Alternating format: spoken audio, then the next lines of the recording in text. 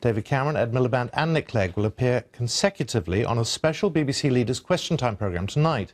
But there will also be separate programmes for the leaders of UKIP, Plaid Cymru and the Scottish National Party.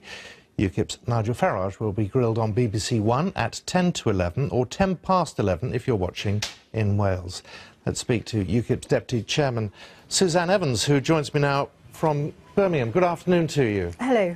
This isn't the way you want it to happen, though, is it?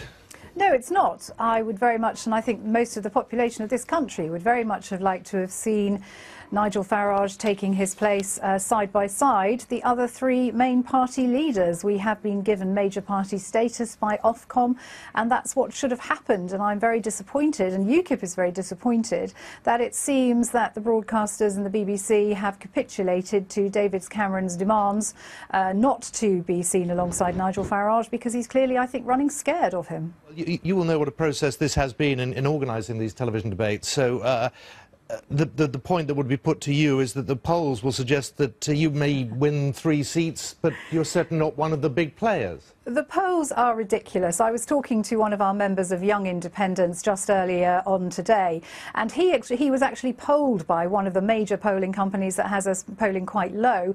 And the question that was put to him: how will you vote in the general election? Will you vote Conservative, Lib Dem, Labour or other? Now, of course, he, being a brave and proud UKIPper, said, well, actually, I'm going to vote UKIP. But most people, I think, would not answer that question in the same way. What we're seeing here, I think, is polling being used as a form of political propaganda. I think we will outdo the polls, as we have always done. People said we wouldn't win the European elections, but we did win it. We got the largest national share of the vote, and I think we will do considerably better. And this is not about, you know, the other thing is Nigel's the only party leader that's actually putting forward a different view. The others are firmly in the pockets of Europe. Their ideas are much of a muchness, and it would be very refreshing, I think, to have Nigel Farage on at the same time, and not later when most of us might be in bed. After the last television appearance and the post-appearance analysis, was it felt that the attack on the audience that Nigel Farage made was apt? Well, it turned out to be right, didn't it? In what way? Well, the audience clearly was balanced towards the left, and there were very few UKIP supporters in that audience. And I've experienced it myself, and Nigel's clearly experienced it on numerous occasions, as have various other people in UKIP, that audiences chosen by the BBC do seem to have a kind of green left-wing bias. That is your opinion, obviously. I just wonder how you would judge success after tonight's performance.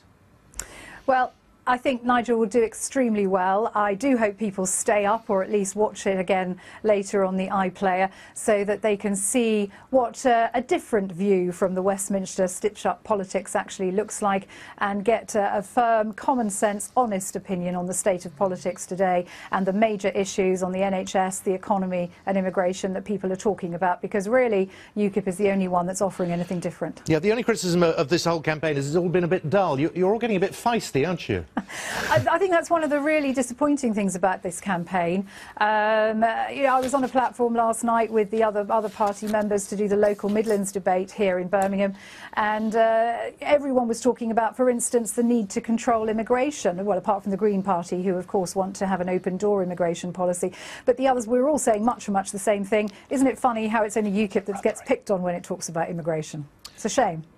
Well, Suzanne Evans, we'll be talking after the programme tonight, I'm sure. Thank you very much for joining us this afternoon. Pleasure.